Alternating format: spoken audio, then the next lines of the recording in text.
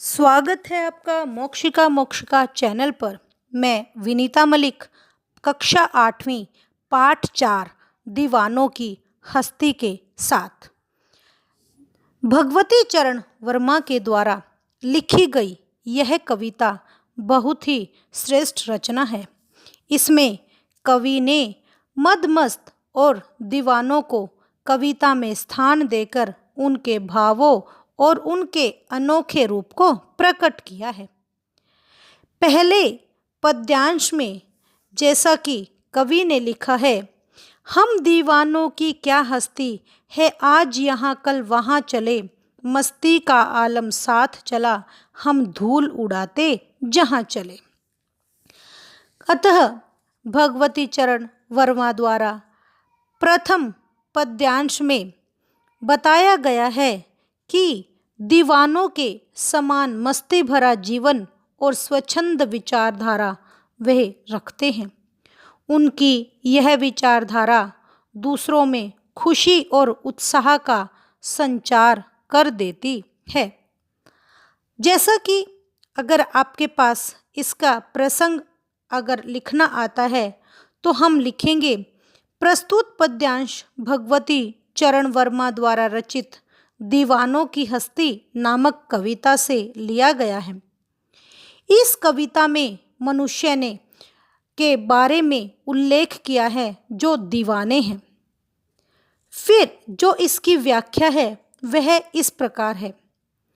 यहाँ कवि ने दीवानगी और उनके मतवालेपन का सुंदर और अनोखा वर्णन किया है। वे कहते हैं कि हम दीवानों का क्या अस्तित्व है, क्या जिंदगी है, हमारी कोई हैसियत नहीं है, हमारा कोई मूल्य नहीं है। हम आज यहाँ पर रहते हैं तो कल कहीं और चल देते हैं, हमारा कोई एक ठिकाना नहीं है।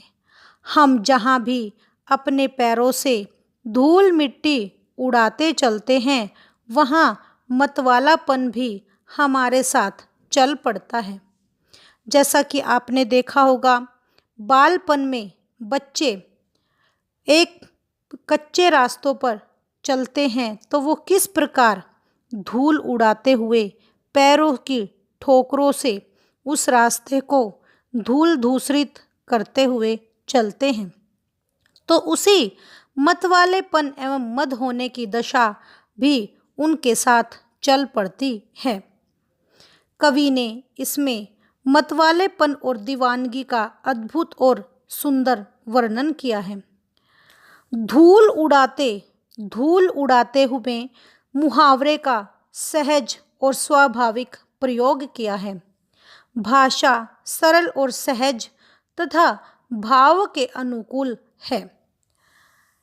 अगले पद्यांश में कवि ने बताया है, आए बनकर उल्लास अभी, आंसू बनकर बह चले अभी, सब कहते ही रह गए, अरे तुम कैसे आए, कहाँ चले। प्रसंग प्रस्तुत पद्यांश भगवती चरण के द्वारा रचित दीवानों की हस्ती नामक कविता से अवतरित है। इस कविता में कवि ने दीवानगी और मतवालेपन का सुंदर वर्णन किया है। कवि ने मस्ती बिखेरते मतवालेपन का सुंदर चित्रण किया है। कवि का कहना है कि हम कभी खुशी और उत्साह के रूप में चलते हैं तो कभी दुख और आंसू के रूप में बनकर आँखों से बह निकलते हैं। हमारे इसी रूप को देखकर सभी लोग यह कहते रहते हैं, तुम किस प्रकार आए हो और किस प्रकार वापस चल पड़े हो। भाव यह है कि अचानक खुशी और दुख के आ जाने पर लोगों के मन में यह प्रश्न उठता ही रहता है, क्योंकि उनके आने पर सब लोग खुश हो जाते हैं और जैसे ही वह उनके दुख में दुखी भी होते हैं और सुख में सुख का भी अनुभव करते हैं। तुम कैसे आए, कहाँ चले।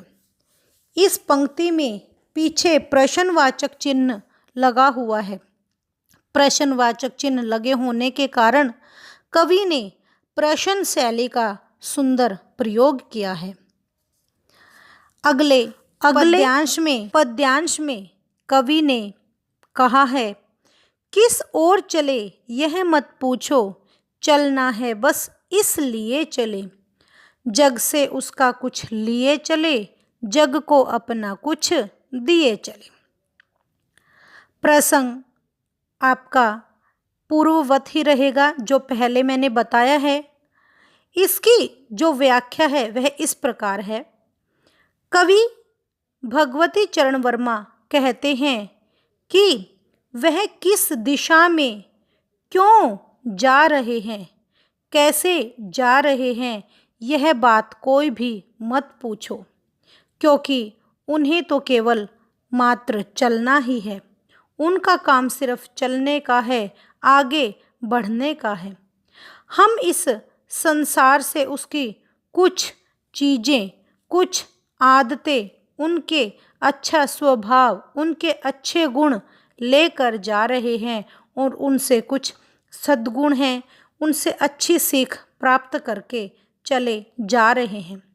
और इस संसार को जो दीवानगों के, जो मस्तवालों के मन में जो उनके अंदर गुण समाये हुए हैं और आगे बढ़ने का जो उनका लक्ष्य है वह दिए जा रहे हैं।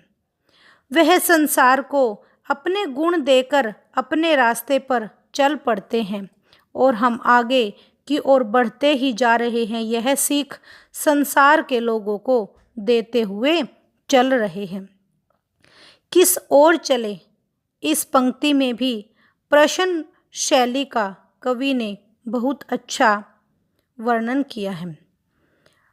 अगले पद्यांश में कवि कहते हैं, दो बात कही दो बात सुनी, कुछ हंसे और कुछ फिर रोए, छक कर सुख दुख के घूंटों को हम एक भाव से पिए चले। कवि भगवती चरण वर्मा कहते हैं कि हमने लोगों को अपनी कुछ बातें कही और उनकी बातों को भी ध्यान से सुना।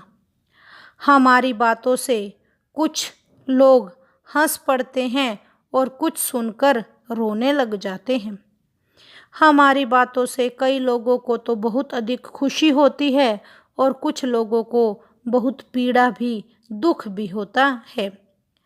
कवि कहता है कि हम सुख और दुख के घूंटों से तृप्त होकर के, यानी मन भर के उनको पीकर अपने हृदय पटल पर एकमात्र भावना लिए हुए या पिए हुए उस आगे बढ़ते चल रहे हैं। इसमें कवि ने सुख दुख को एक समान भाव से मानकर जीवन में आगे बढ़ने की प्रेरणा दी है। अगले पद्यांश में कवि कहते हैं, हम भिखमंगों की दुनिया में स्वच्छंद लुटाकर प्यार चले, हम एक निशानी सी उर पर ले असफलता का भार चले। कवि कहते हैं कि भिखारियों की इस दुनिया में स्वतंत्र रूप से प्यार को लुटाकर चल पड़ने वाले और कोई नहीं है, हम मतवाले ही हैं। हम बिना किसी भेदभाव के, बिना किसी जाति, धर्म, रंग, रूप के, हम इनको भेदभाव न बना करके सबको एक समान रूप से देखते हुए उनमें अपने प्रेम को लुटाते और बांटते हुए चलते रहते हैं। हम अपने दिलों पर निराशा और हताशा के भाव लेकर, यानी लोगों के द्वारा जो उनके दुख उन्हें दिए गए हैं उनको लेकर चल पड़ते हैं।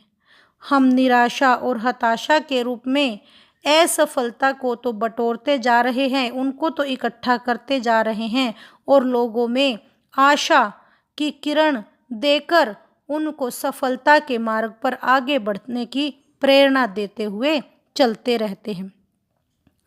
अगले पद्यांश में भगवती चरण कहते हैं, अब अपना और पराया क्या, आबाद रहें रुकने वाले, हम स्वयं बंधे थे और स्वयं हम अपने बंधन तोड़ चले।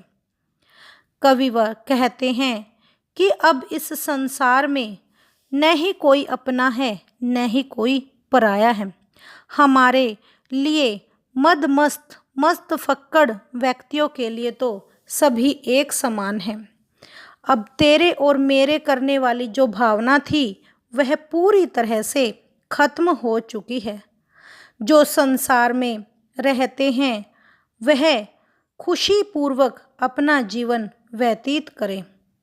अब कवि की जो यह नीति है वह पता चलती है कि वह कहते हैं कि खुद ही किसी बंधन में बंधते हैं और खुद ही उन बंधनों को तोड़कर आगे की तरफ बढ़ते चले जाते हैं।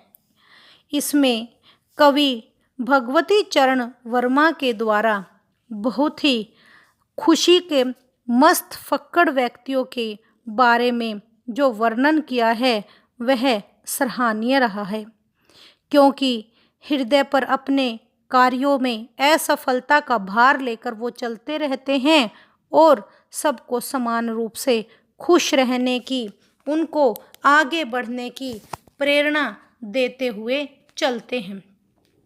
इसमें कवि ने तत्सम तद्भव शब्दों का मिला जुला रूप प्रस्तुत किया है।